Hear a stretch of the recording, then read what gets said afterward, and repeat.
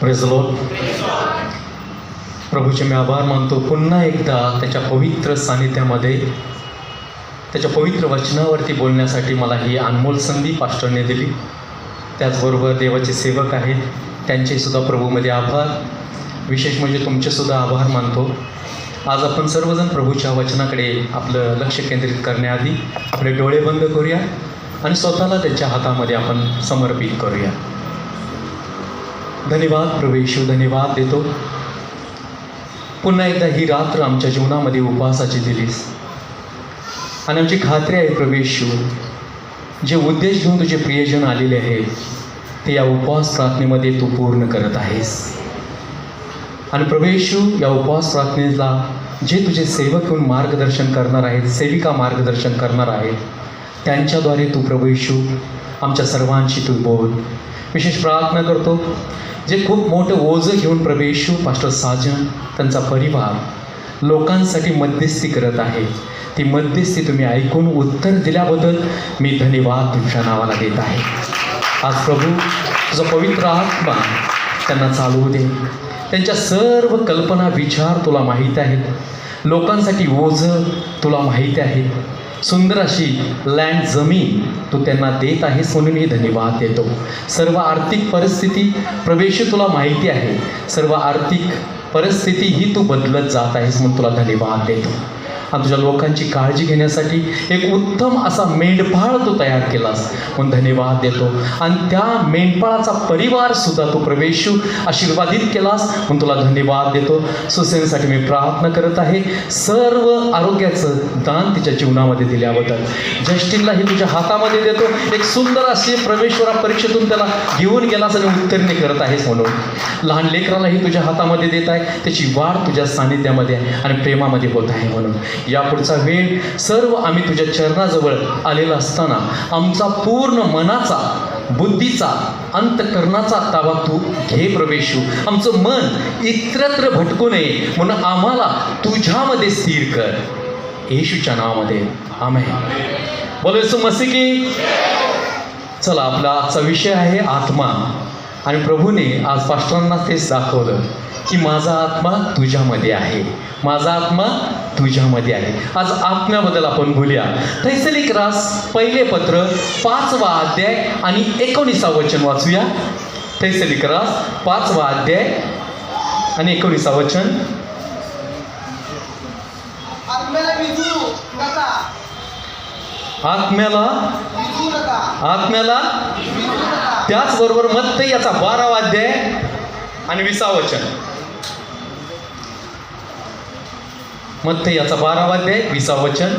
चेपलेला बोरू तो मोडणार नाही व मिणमिणती वात तो विझवणार नाही. आमेन. आमेन. पहिलं वचन आहे, देवाने तुम्हाला आत्मा दिलेला आहे, देव तुमच्या बरोबर आहे आणि तोच देव म्हणतो की तुमच्या आत्म्याला तुम्ही विझवू नका. मग आत्म्याला कसं विझवायचं आहे? आत्मा दिसतो का तुम्हाला? नाही दिसत ना?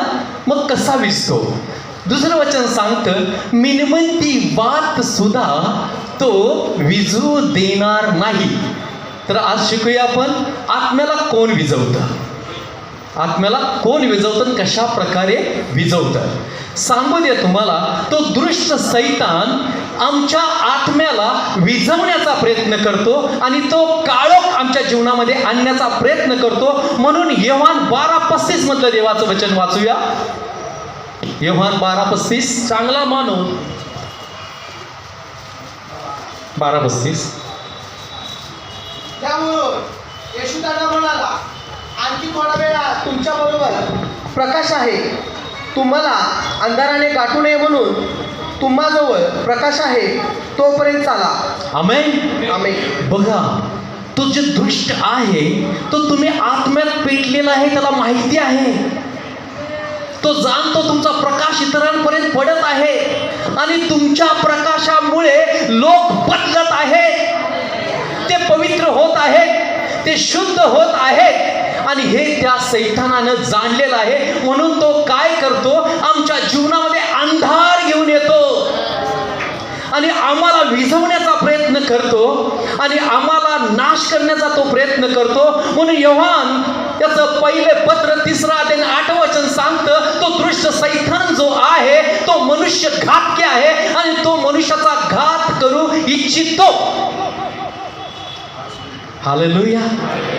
म्हणून तो आत्म्याला विझवण्याचा प्रयत्न करत असतो. कारण तुम्हाला सांगू दे, जेव्हा आत्मा उत्साहित होतो, जेव्हा आत्मा प्रकाशित होतो, तेव्हा अंधकार छाटला जातो आणि ते देवाने तुम्हाला आत्म्याने भरलेलं आहे. त्या देवाने तुम्हाला आत्म्याने शुद्ध आणि पवित्र केलेला आहे आणि तो सैतान आमच्यामध्ये अंधार घालण्याचा प्रयत्न करतो. म्हणून देवाचं वचन सांगतं, तुमच्या बरोबर प्रकाश आहे तोपर्यंत प्रकाशात चाला, कारण तुम्हाला अंधाराने गाठू नये. आणि जर अंधार आम्हाला गाठत असेल तर आम्ही अंधारात कुठे चाललोय हे आम्हाला समजत नाहीये. Hallelujah, hallelujah. म्हणून रोमकरास पत्र याचा 7वा अध्याय 22, 23, 24 मध्ये पाहायला मिळतं की तो डायरेक्टली आत्म्यावरती घात कधीच करत नाहीये, तर तो तुमच्या शरीरावरती घात करतो. म्हणून देवाचं वचन सांगतं, मला तर माझ्या शरीरामध्ये एक नवीनच नेम दिसून येतो. तो माझ्या शरीराचा आत्मा माझ्या अंतर्यामाला कैदेत टाकतो. हे जे देह तुमचा आणि माझा आहे प्रियानो, तोच आमच्या आत्म्याला कैदेत टाकतो आणि आत्म्याच्या विचाराने आम्ही जगत नाहीये, देहाच्या विचाराने जगतो. म्हणून ते देवाचं वचन सांगतं, पेत्राकडे देव बघतो आणि देव जेव्हा माझा येशू त्याला स्वर्गीय गोष्टी शिकवत असताना त्याचं लक्ष जगाकडे होतं. म्हणून येशू त्याला म्हणाला, पेत्रा, अरे सैताना, इथून निघून जा, कारण तुझं लक्ष कुठे आहे? जगातील गोष्टीकडे आहे. आत्म्याचा तो विचार करत नव्हता, तर जगातल्या गोष्टीकडे हा पेत्र विचार करत असताना देवाने त्या क्षणी त्याला अडवलं आणि म्हटलं, तुझ्यातल्या सैतानाला मी सांगतो, निघून जा. सांगण्याचा अर्थ इतकाच, आत्म्यामध्ये आम्ही कमी झालो तर जाणून घ्या, सैतानाने तुमच्या जीवनात एंट्री केलीच म्हणून. ते तुम्ही दार उघडणारे लोक नाही आहे, तर त्याच्यासाठी दार बंद करणारे लोक तुम्ही व्हायला पाहिजे. म्हणून सर्व प्रसंगी आत्म्याच्या प्रेरणेने प्रार्थना करणं योग्य आहे. आमेन म्हणाल का? कळतं ना? म्हणून आपल्या आत्म्याला विझू देऊ नका. म्हणून कोरिन्थीकरास पत्रामध्ये देवाचं वचन सांगतं, कुसंगतीमुळे तुमची नीती बिघडू देऊ नका. कुसंगत म्हणजे काय? तुम्ही आत्म्यात पेटलेले असताना कदाचित तुमची मित्र जवळ येतील, कदाचित तुमच्या मैत्रिणी जवळ येतील, कदाचित तुमच्या फॅमिलीतून तुमचे नातेवाईक जवळ येतील, कदाचित तुमचे घरचे स्वतःच तुमच्या विरोधात उभा राहतील, तरी तुमची संगत बिघडू नका. हालेलुया. वचन सांगतं, मी नाही सांगत. कारण शरीराचा उपयोग तो सैतान करू इच्छितोय. तो कुसंगतीत तुम्हाला पाडण्याचा विचार करतोय. म्हणून कधीच असं होतं बघा, तुम्ही प्रार्थनेला बाहेर पडताच कोणीतरी येतं म्हणतं, जरा लेट जा की आपण नाश्ता करून जाऊया, जरा लेट जा की आपण काहीतरी खाऊन जाऊया, जरा लेट जा की गाणी तर होऊन जाऊ दे. हालेलुया. मग आम्ही लगेच म्हणतो, होय रे, जरा गाणी राहू देत, संदेशच ऐकायला जाऊया. पण सांगू द्या, आराधनामध्ये छुटकारा असतो. म्हणून तुमची सुटका होऊ नये म्हणून तुम्हाला आराधनेपासून कुसंगत लाभ मिळते. तुमच्याला असं कधी झालंय का? हालेलुया. नाही झालं ना? देव तुम्हाला आशीर्वाद देव. म्हणून आराधनेमध्ये पहिले टिकायचं आहे, आराधनेमध्ये आम्हाला राहायचं आहे. म्हणून काय होतं बघा, या देहाचा आत्मा जेव्हा माझ्या अंतर्यामाला कैदेत टाकतो, तेव्हा तो आत्मा आतून तळमळत असतो, हे प्रभू, या देहातून मला सोडव, या शरीराच्या आत्म्यातून मला बाहेर घे. पण देव म्हणतो, अजून वेळ आहे, कारण त्या देहानं पहिलं स्वीकारायचं आहे, त्या देहानं पहिलं स्वीकारायचं आहे. मग देव असं का करतो? तर इफिसकरास पत्र याच्यामध्ये देवाचं वचन सांगतं की देवाने तुम्हाला आणि मला त्याच्या हाताने तयार केलेलं आहे आणि आम्ही चांगली कृत्य करावी म्हणून त्याने पूर्वीच योजना केलेली आहे. हालेलुया. आणि म्हणून ही योजना बिघडावण्यासाठी तो सैतान तुमच्या पहिल्या शरीरावरती घात करतो आणि कुसंगतीत पाडण्याचा प्रयत्न करतो. म्हणून आम्हाला काय होतं बघा, आम्ही 4 चौकात फिरत असताना एखादा त्यामध्ये शिवी देणारा असेल तर तुम्ही चांगलं करत असाल तर चांगलं तुमचं कोणीच ऐकत नाही आहे, पण शिवी देणार सगळेच ऐकतात. कधी झाले का असं? झाले की नाही झाले? वाईट बोललं की तो चांगला आणि तुम्ही चांगलं सांगितलं की तुम्हाला बी 4 शिव्या बसतात. मग तुम्ही म्हणतात चांगलं राहून काय उपयोग नाही, ह्याच्यासारखंच राहूया, म्हणून दुसऱ्या दिवशी तुम्ही तयारी करून जाता आणि देता धडधडीत शिव्या. काय झालं माहिती आहे का? कुसंगतीमुळे तुमची ही नीतिमत्वा बिघडली. सैतानाने डाव साधला प्रियानो, सैतानाने डाव साधला. म्हणून तुम्हाला सांगू द्या, यहुद्या इस्करियोतने सुद्धा तेच केलं. देहात देवाने दिलेला चांगला आत्मा आहे, सर्व काही देवाचं काम तो करत आहे आणि सैतान सुद्धा बघत आहे कुणाचा दोष मला दिसेल का, मी त्याच्या आत्म्यावर कसं राज्य करेन का. आणि तसंच झालं. यहुदा देहानं येशू बरोबर चाललाय तर खरा, पण तो विचार करत आहे हे पैसे मला मिळाल्यानंतर काय होईल. आज सुद्धा असंच झालेलं आहे. देहासाठी आम्ही भरपूर वेळ काढतो पण प्रार्थनेसाठी वेळ काढत. बरोबर आहे का नाही? बरोबर आहे का नाही? आरशापुढे आम्ही 10-15 मिनिटं थांबेल पण प्रार्थनेमध्ये गुडघे टेकताच असं करायचं आणि देवाला एक पप्पी द्यायची, आमेन म्हणून बाहेर पडायचं. मग कशी उन्नती होणार, कसा आत्मा आमचा पेटणार? जाणून घ्या, प्रार्थनेमध्ये उठवण्यास सुद्धा सैतान कारणीभूत आहे. तुम्हाला गुडघं टेकू देणार नाही, तुमचं मुख तो उघडू देणार नाही. म्हणून कधी कधी असं होतं, देवाचं वचन सांगतं हे देहाने तर माझा स्वीकार करतात, आराधना करतात, पण त्यांचं अंतःकरण माझ्यापासून दूर आहे. कारण त्या अंतःकरणावरती देहाचा खूप मोठा प्रभाव आलेला आहे. आत्मा आतल्या आत तळमळत आहे, फ्री करण्याची गरज आहे. म्हणून देहाला ताब्यात ठेवा. म्हणून देवाचं वचन सांगतं, पाऊल म्हणतो मी माझ्या देहाला ताब्यात ठेवण्यासाठी रोज ख्रिस्ताच्या खुणा धारण करत आहे. हालेलुया. ख्रिस्ताच्या खुणा धारण करणं म्हणजे जखमा करणं नाहीये, तर त्याच्या वधस्तंभाकडे बघणं, हर एक जखम ती माझ्यासाठी आहे असं स्वीकार करणं. तेव्हा आम्ही त्या शरीरावरती त्याला धारण करतो. आणि जेव्हा येशूला मी धारण करतो, ताप नाही कुणाची तुम्हाला स्पर्श करण्याची. हालेलुया. हालेलुया. म्हणून देवाचं वचन सांगतं शरीराला ताब्यात ठेव, कारण शरीर पापास पडत आहे आणि तो शरीरावरतीच दुष्ट घात करत आहे. म्हणून कुसंगतीपासून लांब राहा, वाईट गोष्टीपासून लांब राहा, वाईट विचारांपासून लांब राहा आणि आत्म्याचे प्रेरणेने चाला, कारण काळोख या जगाला व्यापत आहे.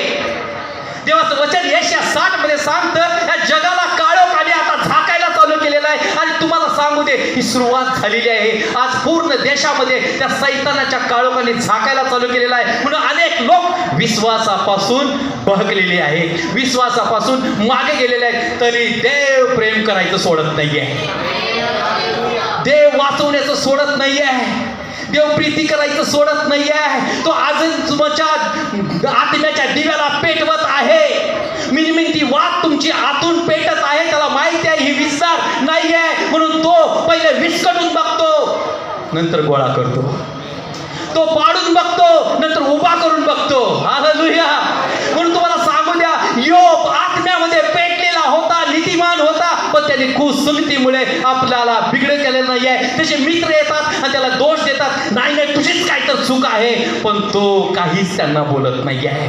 त्याला माहिती आहे मित्र जर मला सांगत असतील माझ्या प्रभूला सोड, तरी मी सोडणार नाही आहे. ते किती जर म्हणत असतील की तुझ्या चुकीमुळे झालेलं आहे, तरी मी प्रभूला सोडणार नाही आहे. आणि प्रभूने काय केलं बघा, त्या मित्रांवरती अरिष्ट आणलं आणि त्या प्रभूने त्यांना सांगितलं तुमच्या पापाबद्दल मी तुम्हाला शिक्षा करेन, पण जर तुम्हाला शिक्षा व्हायची नसेल तर माझ्या प्रिय दासाकडे तुम्ही जा आणि तो दास तुमच्यासाठी प्रार्थना करेल, तेव्हा तुमच्या पापाची क्षमा होईल. हालेलुया. म्हणून तुम्हाला सांगू दे, मित्र बोलले म्हणून योबाने देवाला सोडलेलं नाही. पुन्हा काय झालं, त्याची बायको समोर येते आणि म्हणते पाच झालं, खूप झालं, मुलं मेलीत, मुली मेलीत, संपत्ती निघून गेली, अरिष्टावर अरिष्ट येत आहे, सुखातून आम्ही आता गरिबीकडे गेलेलो आहे, दुःखात आम्ही आलेलो आहे, आमचे अश्रू पुसायला कोणीच नाहीये आणि आता तू बाबा देवदेव करायचं सोडून दे आणि मरून जा. कुठलीच बायको आपल्या नवऱ्याला मरून जा म्हणत नाहीये. याचा अर्थ समजून घ्या. ते दृष्ट तिच्या पत्नीमध्ये घुसून सुद्धा तिला काय म्हणतोय, मरून जा. कुठलीच बायको आपल्या नवऱ्याला मरून जा म्हणत नाहीये. तेव्हा त्याने ते शब्द जाणले आणि म्हटला, देवाकडून फक्त सुखच घ्यावं आणि दुःख घेऊ नये. काय स्टॉप! सैतानाचं कार्य झालं आणि सैतान त्याच्यापासून निघून गेला आणि देवाने त्याच्यावर परत प्रेम केलं. सर्व गेलेलं परत दुप्पट म्हणून आलं. सांगायचा अर्थ इतकाच आहे, आज तुमची सुसंगत करण्यासाठी सैतान अनेक प्रयत्न करत आहे, पण सांगू द्या, योगासारखं विश्वासात तुम्ही स्थिर राहा. डबल येण्यासाठी तुमच्यासाठी जात आहे. हालेलुया! डबल येण्यासाठी तुमच्यासाठी जात आहे. तो देव तुमच्यावरती प्रेम करतो. म्हणून स्वतःला बिघडू देऊ नका. कितीही संकट येऊ दे, कितीही दुःख येऊ दे, म्हणून देवाचं वचन याकोब 1 मध्ये सांगतं की तुमच्यावर आलेल्या संकटांना तुम्ही भिवू नका.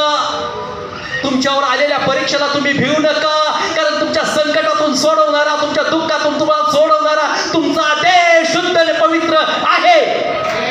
हालेलुया! आता मला गरज आहे, म्हणा देवाला, म्हणा देवा मला तुझी गरज आहे.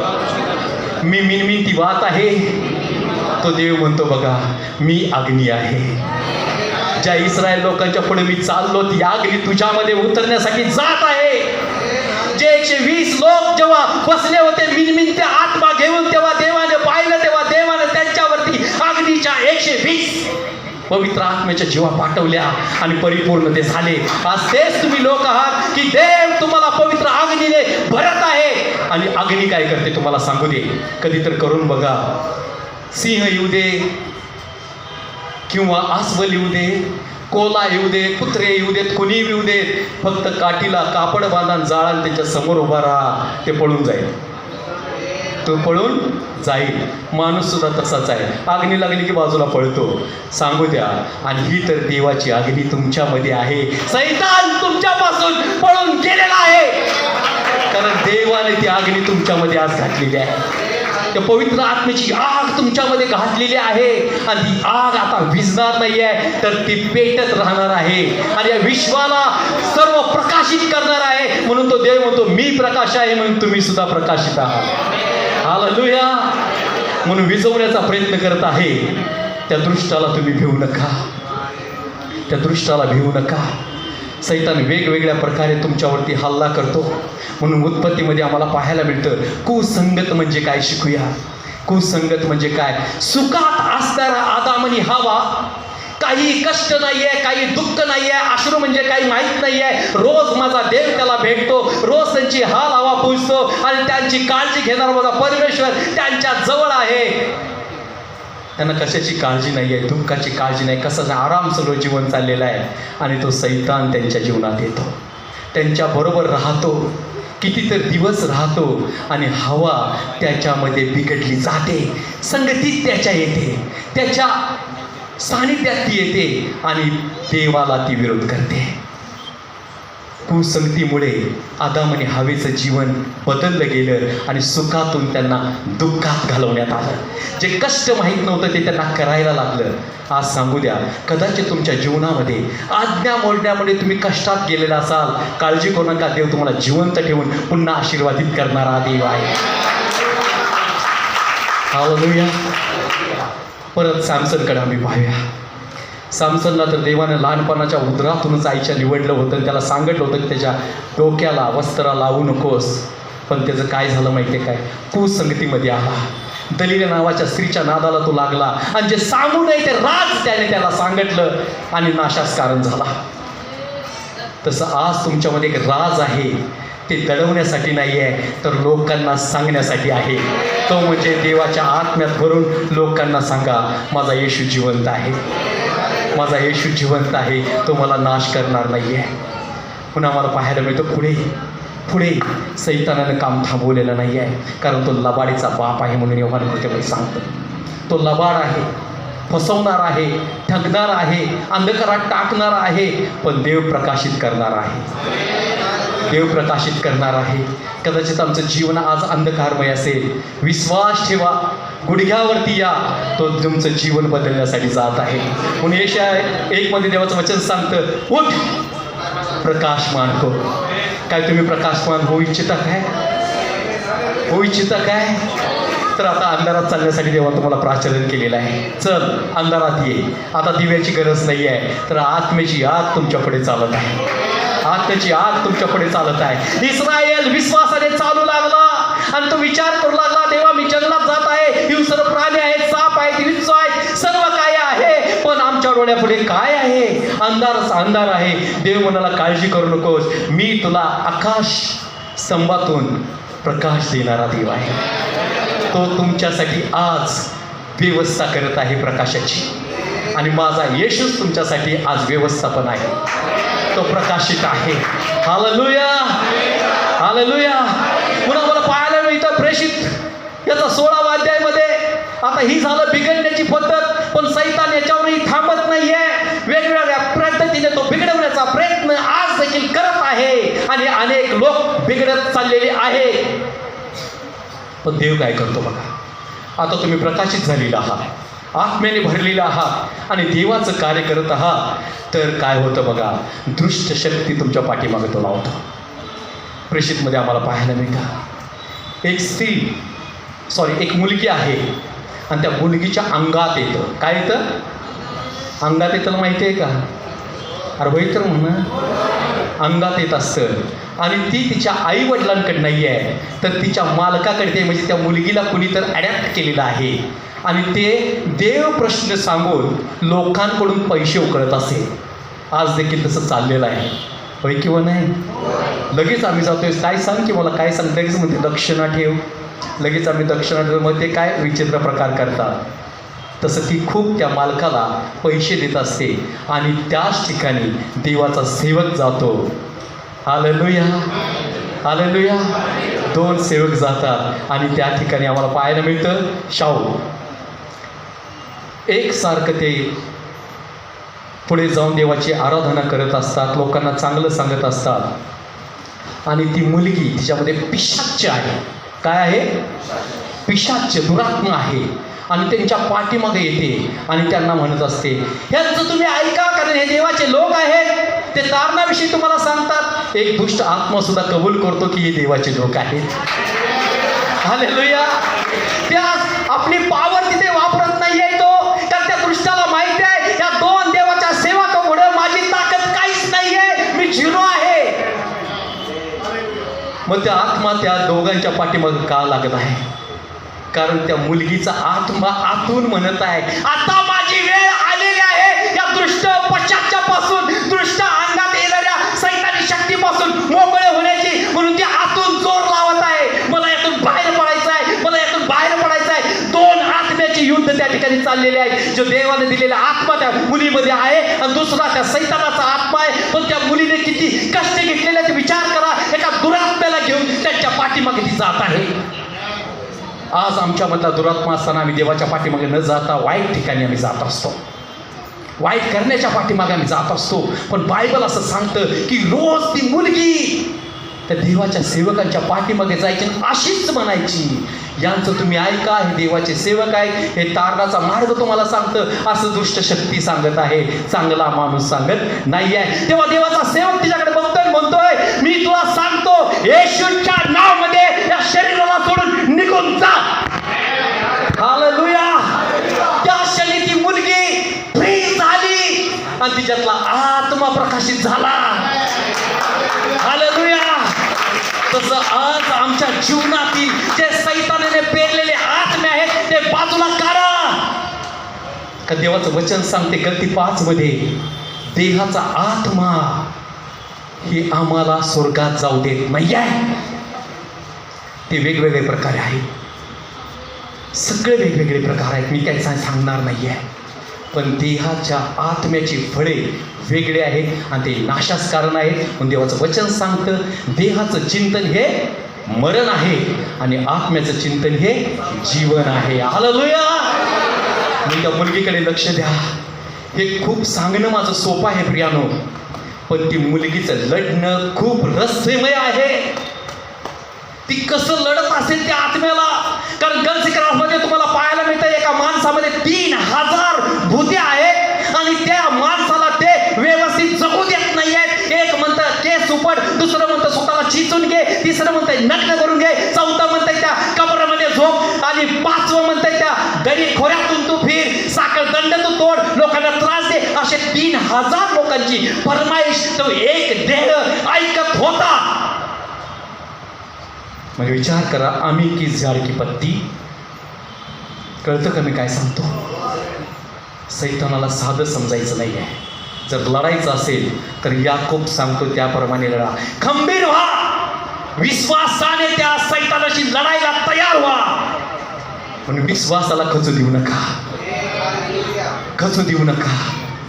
लढायचं आहे तुम्हाला आत्म्याच्या पेरणीने. म्हणून देवाचं वचन एपिसमध्ये सांगतं, तुमचं लढणं मनुष्याबरोबर नाही आहे, तुमचं लढणं कुठल्या पाहुण्यांबरोबर नाही आहे, मंडळीबरोबर नाही आहे. तुमचं लढणं आकाशातील दुरात्म्याबरोबर, काळोखातल्या आत्म्यांबरोबर तुमचं लढणं आहे. पण आम्हाला ही लढणंच कळत नाही आहे. सैतानाशी लढ म्हटलं की म्हणतोय हत्यार कुठे आहे? अरे हत्यार तर तुझ्या शरीरामध्ये आहे, तो म्हणजे देवाने दिलेला पवित्र आत्मा. सांगू दे तुम्हाला, जेव्हा योबाकडे त्याने पाहिलं तेव्हा तुला टच सुद्धा करू शकला नाही, कारण पवित्र आत्म्याची आग त्याच्या घराभोवती होती, पवित्राची आग त्याच्या परिवारावरती होती, पवित्र आत्म्याचं वर्चस्व त्याच्या जीवनामध्ये होतं. म्हणून तो लांबूनच बघत होता. हालेलुया. तसं सैतान आता तुम्हाला लांबून बघणार आहे, जवळून नाही आहे. म्हणून ज्याच्यावर देव प्रेम करतो त्याला सैतान टच करत नाही आहे. Hallelujah, hallelujah. म्हणून या ठिकाणी परत त्या मुलगीकडे तुम्ही बघा, खूप आध्यात्मिक युद्ध त्या ठिकाणी चाललं होतं. आणि जेव्हा ती मुलगी फ्री झाली तेव्हा ती आपल्या आई वडिलांकडे गेली. तसं तुम्ही आज या उपवास प्रार्थनेमध्ये फ्री झालेला आहात. तुम्ही कुठे जात आहात? तर तुमचा देव जो परमेश्वर याच्याकडे जाणं गरजेचं आहे. हालेलुया. मग फ्री झालं म्हणून काय करायचं आहे? तर प्रभूकडे नेहमी यायचं आहे, दररोज यायचं आहे, आठवड्यातून मंडळीमध्ये यायचं आहे आणि देवाची आराधना करायची आहे आणि म्हणायचं आहे, देवा मला तू फ्री केलेला आहेस. Hallelujah, hallelujah. म्हणून पाहायला मिळतं आम्हाला पाऊल आणि शिला, की दोघांना काय केलं, त्या मुलीचा जो बालक होता पाऊल आणि शिलाला काय केलं बघा. त्याला समजलं की आता माझी मिळकत थांबलेली आहे, माझी कमाई थांबलेली आहे, आता माझा रोजगार थांबलेला आहे. म्हणून तो अधिकाऱ्यांकडे गेला आणि म्हटला, हे रोम बद्दल विचित्र काहीतरी सांगतात, आम्हाला भडकावतात, यांना कैदेत टाका. रोमी सैन्याने त्यांना काय केलं, जवळ बोलवलं आणि त्यांना काय केलं माहिती आहे का? त्यांना छड्या मारल्या, फटके मारले, सोडून नाही दिलं. कारण दृष्ट शक्ती त्या मालकामधून कार्य करत होती, त्यांना विझवण्याचा प्रयत्न करत होती. पण हे दोघं विझलेले नाही आहे, पेटले अधिक. आमेन म्हणाल का? अधिक पेटले. आणि त्या रात्री काय झालं, त्या दोघांना बंदीशाळेत टाकल्यानंतर ते हिवळत होते, पण तरी देवाला धन्यवाद देत होते. काय करत होते? देवाला धन्यवाद देत होते. सांगू द्या, मध्यरात्र झाली आणि ते दोघं उठून बसले. पाय त्या खोडात घातलं होतं, म्हणजे फळी असते, त्याला एक गोल होल असतात, त्यामध्ये पाय घालून पुन्हा ते फळी झाकली जाते, म्हणजे कुठे पळून जाऊ नये.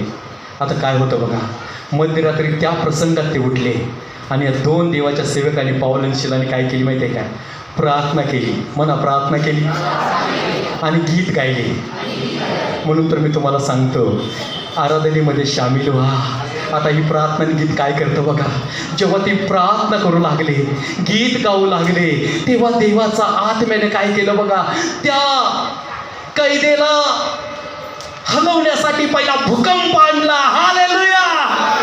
तसं तुमच्या जीवनाला सुधार केल्यानंतर तुम्ही सैतानाच्या गोष्टीला भूकंप आणणारे लोक आहात. हालेलुया. आणि भूकंप आणला आणि त्या कैदेचे जे पाय होते डगमगले गेले, थरथरले गेले, दरार पडले आणि त्याचे दरवाजे उघडले गेले. हालेलुया. आणि चौथी गोष्ट आम्हाला पाहायला मिळते, त्यांची बंधनं तुटले गेले. कुणी बंधनं त्यांची तोडली नाही आहेत, त्याच्या फळ्या निघून पडल्या, साखळ्या निघून पडल्या.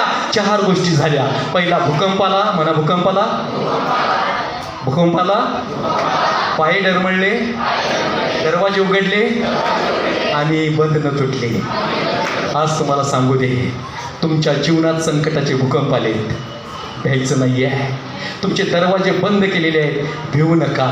त्या सैतानाने तुमचे पाय बंद केलेले आहेत, हलू देत नाही आहेत, भिवू नका. आणि चौथी गोष्ट, तुम्ही संकटात आहात, बंधनात भिवू नका. देव तोडण्यासाठी तयार आहे. आणि ते पळून न जाता त्याच ठिकाणी देवाची महिमा करत असताना सर्व कैदी त्यांच्या जवळ आले होते. ते पळाले नाही आहे, तर त्या आराधनेत सामील झाले, त्या प्रार्थनेत सामील झाले. पळण्याचा चान्स पुष्कळ होता, तिथे धावण्याचा चान्स पुष्कळ होता. तुम्हाला सांगू दे, कुठं तर तुम्हाला काही चुकीचं केलं तर तुम्ही पळत जाता, पण या ठिकाणी ते कैदी पळून गेले नाही आहेत, तर त्यांना देवाचं वचन आवडलं होतं, देवाची आराधना आवडली होती, म्हणून त्यांच्या पायाशी बसले होते. अंधार पडलेला आहे, पळून गेलेले नाही आहे. तेव्हा तो अधिकार बघतो, कुठेच काही दिसत नाही आहे. तेव्हा तो स्वतःला हानी करून घेत होता, मारून घेऊन येतात. तेव्हा पावलेशीला म्हणतात, आम्ही इथे आहे, स्वतःला विजा करू नकोस. Hallelujah, hallelujah. आता दुष्ट सैतान काय करत आहे बघा. तुमच्यातली शक्ती, तुमच्यातली पॉवर त्याने पाहिलेली आहे आणि तो तुमच्यापासून पळून गेलेला आहे. हालेलुया. आणि मग तो अधिकारी सुद्धा त्याच्या अधीन होतो आणि म्हणतो, मी काय करू म्हणजे माझं तारण होईल. हालेलुया.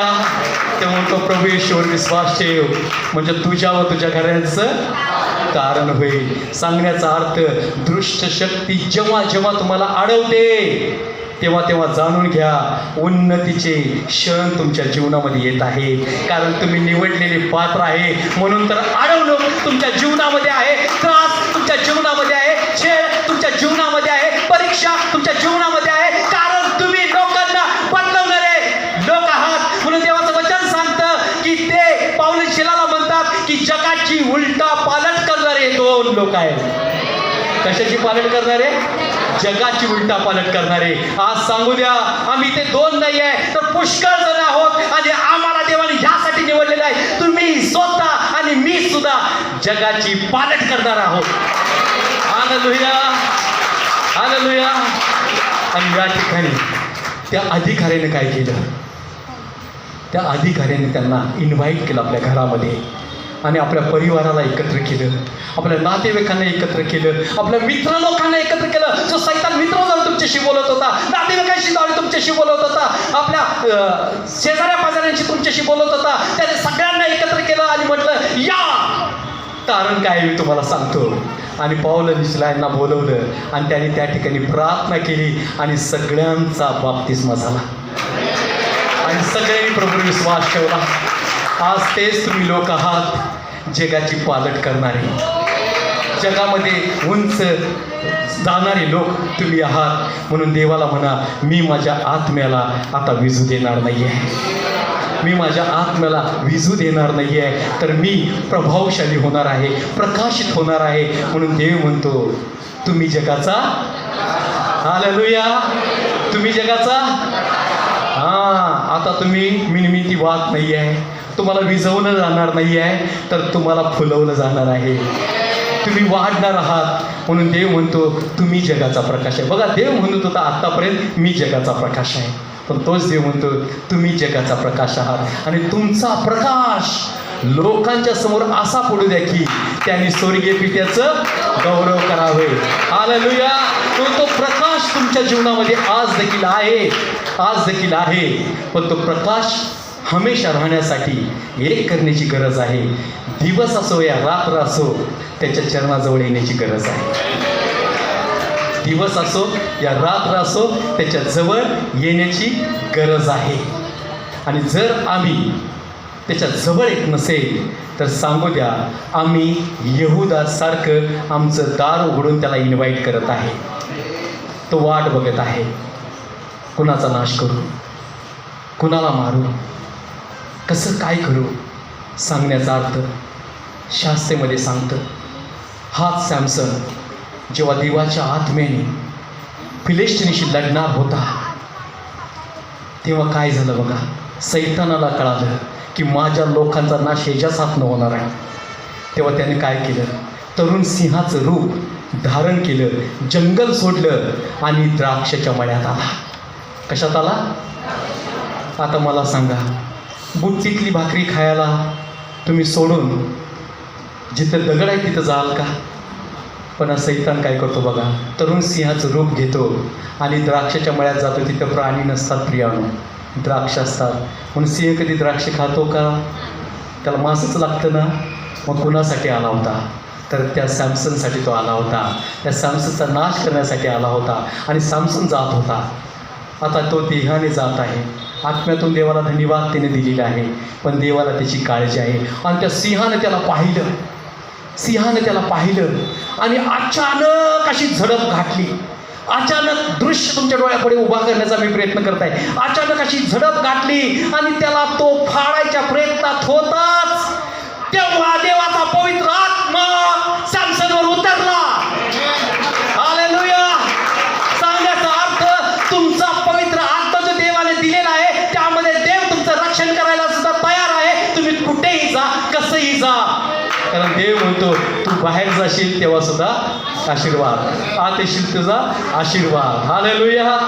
आणि त्यावेळेस त्याला काय वाटलं, आता नाहीये सॅमसन बरोबर, देव नाहीये, त्याचा आत्मा नाहीये. आणि सॅमसनने काय केलं, त्याच्या आत्म्यात भरल्या त्याच्यामध्ये एक ताकद आली आणि त्याने साधं चिंदी फाडायसारखं त्या सिंहाला फाडलं. हालेलुया. त्या बलिष्ठ सिंहाला त्याने फाडून टाकलं. तर तो आज तुमच्या पुढे सिंहाचं रूप धारण करून आलेला असताना तुम्हाला सुद्धा सॅमसन सारखं मागायचं आहे.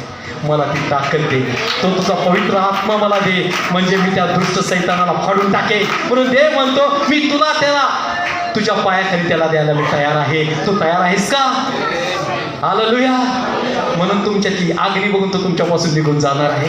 तुमच्यातली आग्नी बघून तुमच्या परिवारापासून तो निघून जाणार आहे. घाबरू नका, भिवू नका, देवावरती विश्वास ठेवा. पण देवाचं वचन आम्हाला सांगतं, प्रेषितमध्ये अमोन म्हणून एक जादूगर होता.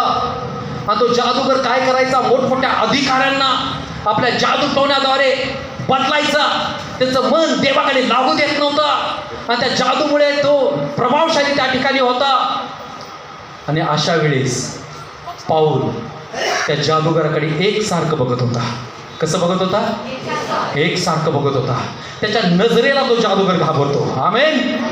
आणि पाऊल त्याला म्हणतो, शिला त्याला म्हणतो, लुच्चीगिरीने भरलेल्या, असंच वचन सांगतं. हालेलुया. कशाने भरलेल्या? लुच्चीगिरीने भरलेल्या सैतानाच्या पोरा. आमेन म्हणाल का? वाचूया आपण प्रेषित 13 आणि प्रेषित 13 10 वचन. अरे सर्व कपटाने व सर्व लुच्चेगिरीने भरलेल्या सैतानाच्या पोरा, अवघ्या नीतिमत्वाच्या वैऱ्या, तू प्रभूचे सरळ मार्ग विपरीत करण्याचे सोडून देणार नाहीस काय? हालेलुया. सैतान कसा काम करतो बघा. एक जादूगर आहे अली म्हणून, तो आपल्या जादूगरीने, आपल्या मंत्रतंत्राने लोकांचं मन बदलत आहे. आणि देवाचा सेवक त्याला एकसारखं बघत आहे आणि त्याला म्हणतो लुच्चीगिरीने भरलेल्या सैतानाच्या पोरा. हालेलुया. आज देखील सैतान लुच्चीगिरी करतो आमच्याबरोबर, आमचे मार्ग बदलण्याचा प्रयत्न करतो. आणि तिथे देवाचा सेवक म्हणतोय, देवाचे मार्ग तू बिघडवण्यास पाहत आहेस काय?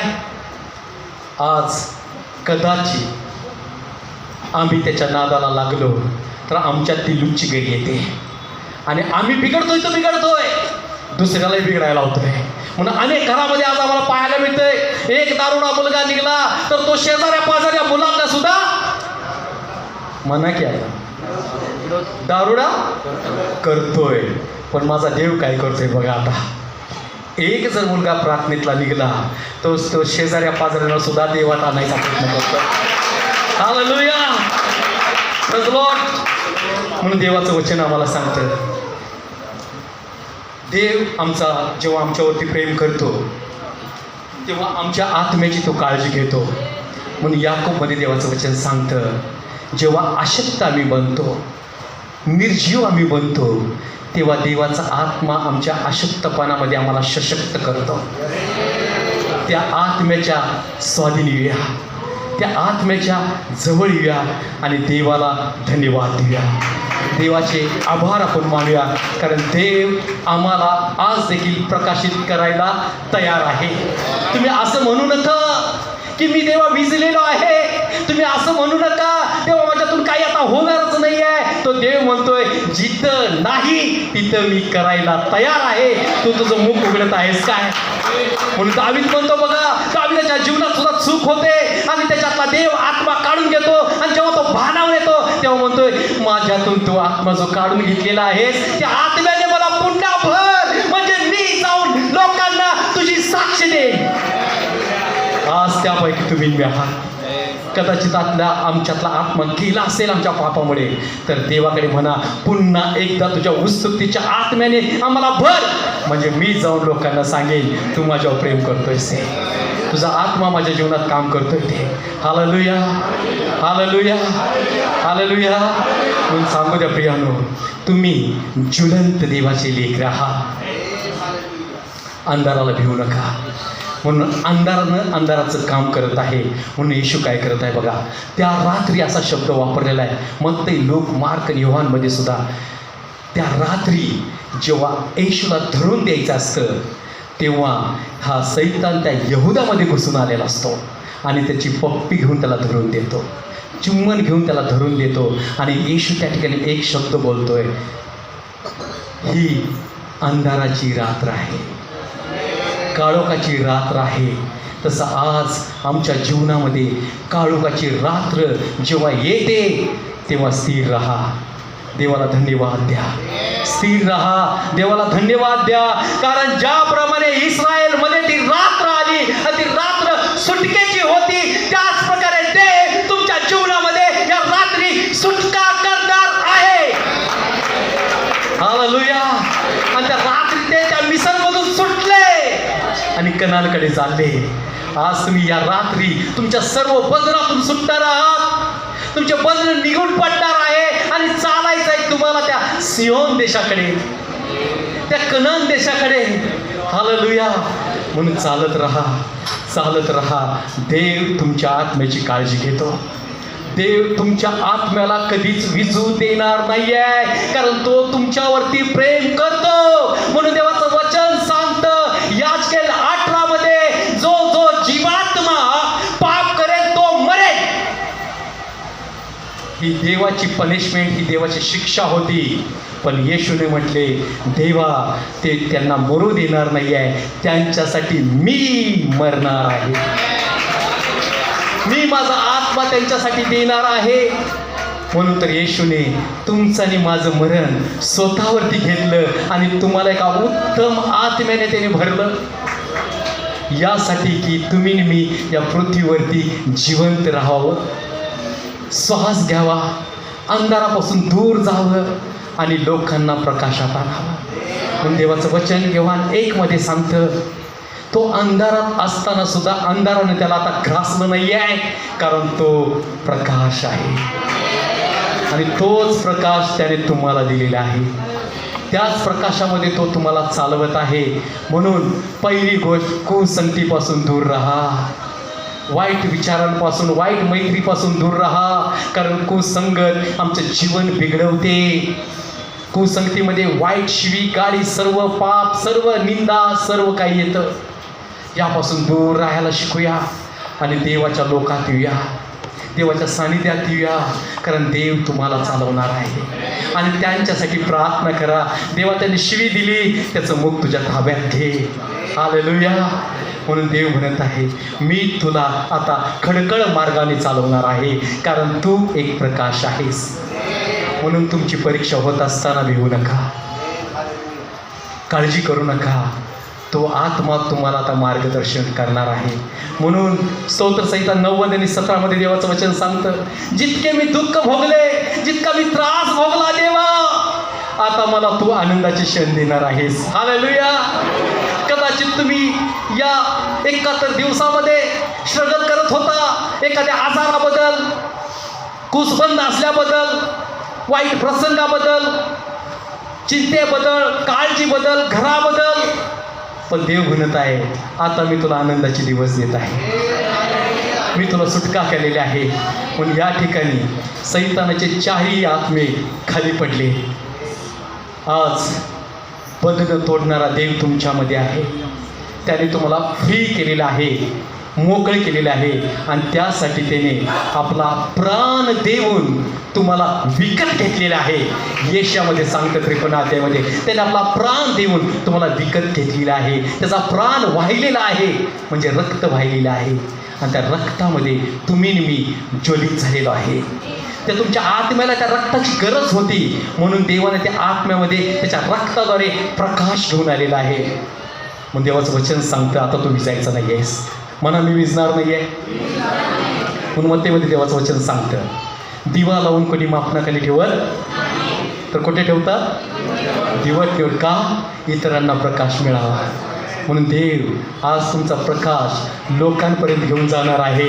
कुठला मार्ग असणार आहे? तुम्ही लोकांकडे जाऊन प्रार्थना करा, प्रकाश त्यांच्या जीवनात येणार आहे.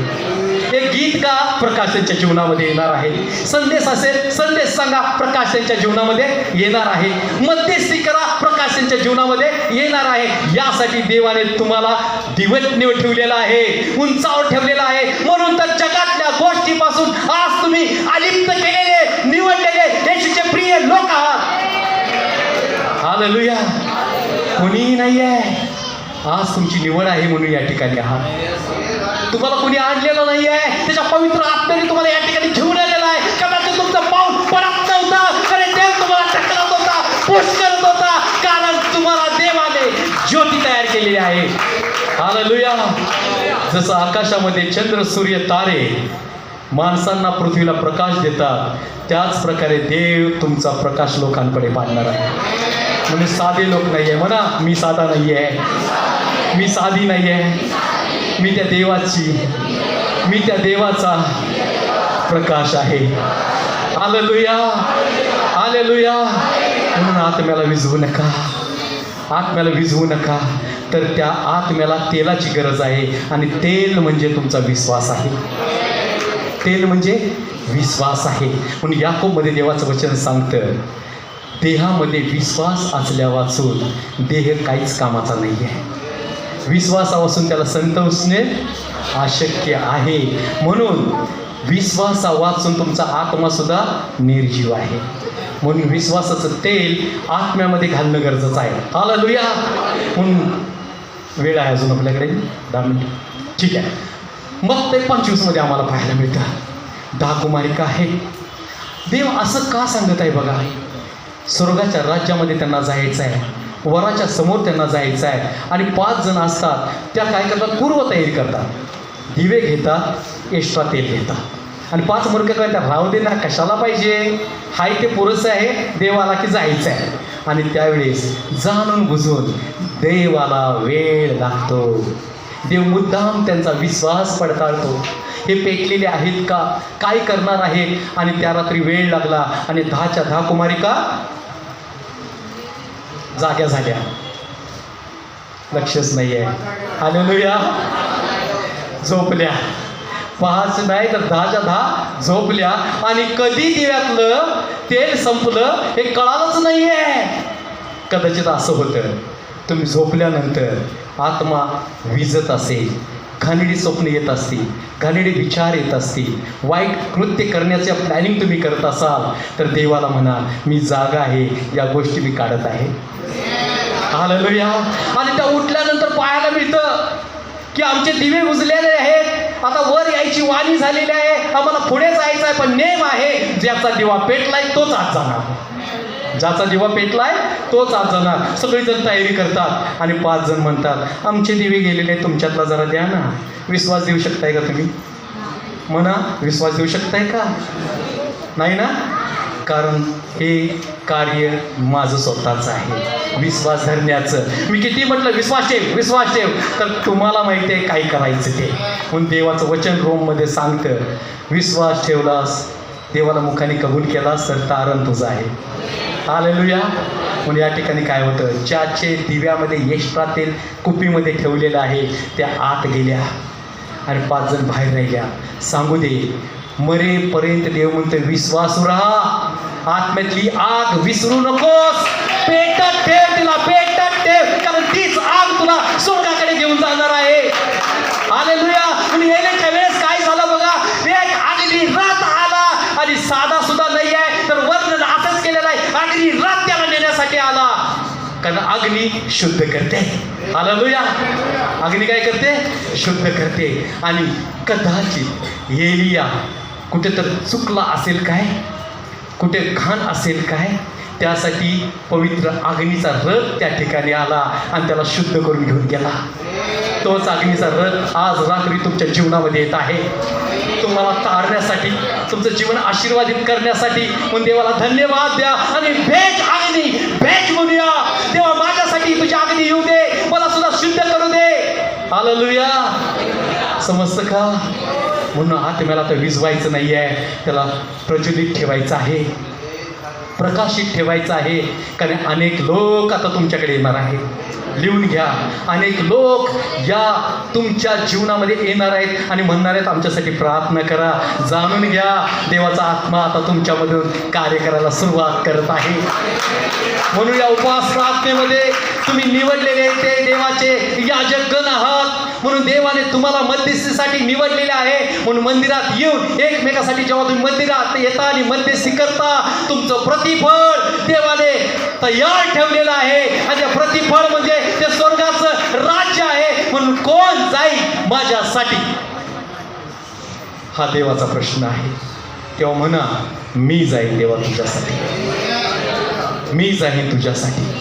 आणि तुझी पवित्र अग्नी मी त्या ठिकाणी ज्वलित करेन. अनेक लोकांचं जीवन अंधारात आहे, कारण त्या सैतानाने काय केलेलं आहे, जगाला अंधारात ठेवलेलं आहे. आज ते लोक तुम्ही आहात, त्या ठिकाणी लाईटचं काम करणार आहात, प्रकाशाचं काम करणार आहे. आणि जिथं प्रकाश आहे तिथं अंधार चालत नाही आहे. म्हणून तर आम्ही रात्रीचे दिवे लावतो. कधी दिवसाचे दिवे लावता का हो? लाईट लावता का? कारण गरज नसते. तसंच तुम्हाला या जगामध्ये जगत असताना दिवस रात्र तुमचा आत्मा प्रज्वलित ठेवण्याची गरज आहे. हालेलुया. या आपण प्रार्थना करूया. डोळे बंद करूया. स्वर्गीय पिता, मी तुला धन्यवाद देतो, तुझ्या नावाला मान महिमा गौरव देतो प्रभू येशू. पुन्हा एकदा त्या मंडळीसाठी मी प्रभू विनंती करत आहे, मध्यस्थी करत आहे, ज्या तुझ्या प्रिय लोकांनी प्रभू येशू आपलं सर्वस्व घेऊन तुझ्या चरणाजवळ ते आलेले आहेत. आज त्यांच्यासाठी तू दार उघडलेलं आहेस. त्यांच्यासाठी सर्व काही योजना तुझ्या तयार आहेत प्रभू येशू. त्या योजनेमध्ये तू त्यांना घेणारा देव आहेस. हर एक जीवात्मा तुझ्यामध्ये मी देत आहे प्रभू येशू. हर एक अंतकरण मी तुझ्यामध्ये देत आहे प्रभू येशू. विशेष प्रार्थना करत आहे ग्रीस नेशन, पास्टर साजन, त्यांचा परिवार आणि सर्व मंडळी, त्याचबरोबर याजकगण आणि स्वतः मी आज सर्व जगासाठी आम्ही मध्यस्थी करत आहे प्रभू येशू. या अंधारात आम्हाला तो प्रकाशित केल्याबद्दलही धन्यवाद देतो. आता कुठल्याही प्रकारे सैतान आमच्या जीवनामध्ये येणार नाही आहे, कारण तू आमचा मार्गदर्शक आणि प्रकाश आहेस. तू आमची पवित्र अग्नी आहेस. आज या ठिकाणी सर्व झालेली आराधना, प्रार्थना, वचन तुझ्या हातामध्ये आम्ही देतो. येशूच्या नावामध्ये मागतो. आमेन.